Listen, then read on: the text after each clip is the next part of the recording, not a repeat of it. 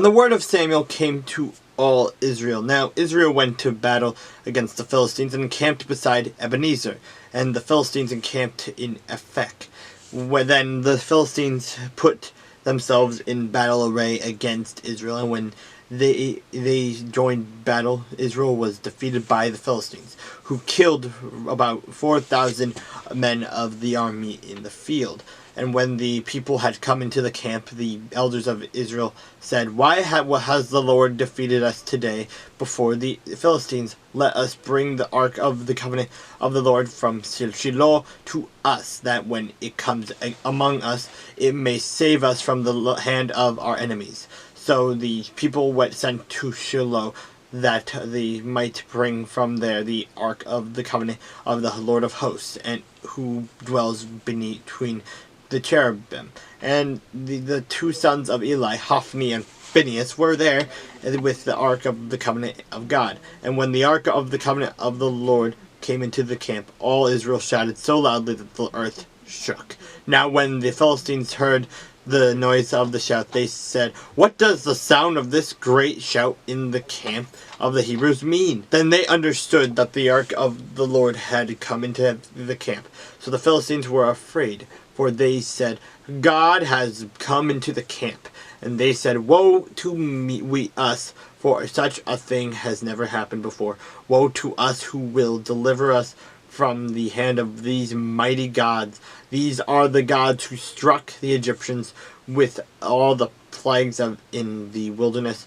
Be strong and conduct yourselves like men, who you Philistines, that you do not become servants of the Hebrews, as they have been to you. Conduct yourselves like men, and fight." So the Philistines fought, and Israel was defeated, and every man fled to his tent. There was a very great slaughter, and there fell of Israel 30,000 foot soldiers. Also the ark of the covenant was captured, and the two sons of Eli, Hophni and Phinehas, died. Then a man of Benjamin ran from the battle line the same day and came to Shiloh with his clothes torn and dirt on his head. Now when he came, there was Eli sitting on a seat by the wayside, watching, for his heart trembled for the ark of God. And when the man came into the city and told it, all the city cried out. When Eli heard the noise of the outcry, he said, "What does the sound of this tumult mean?" And the man came quickly and told Eli. Eli was 98 years old, and his eyes were so dim that he could not see. Then the man said to Eli, "I am he who came from the battle, and I fled today from the battle line." And he said, "What happened, my son?"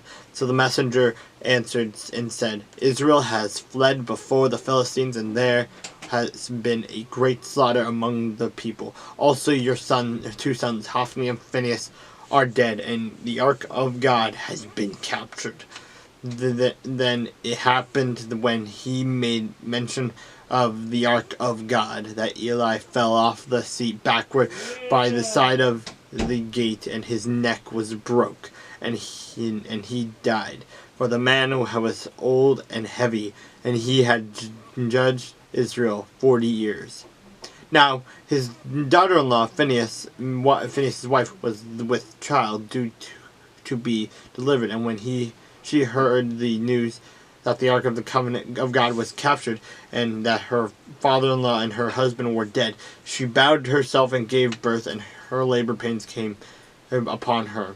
And about the time of her death, the woman who stood by her said to her, "Do not fear, for you have borne a son." But she did not answer, nor did she regard it. Then she named the child Ichabod, saying, "The glory has departed from Israel, because the ark of God had been captured, and because of her father-in-law and her husband."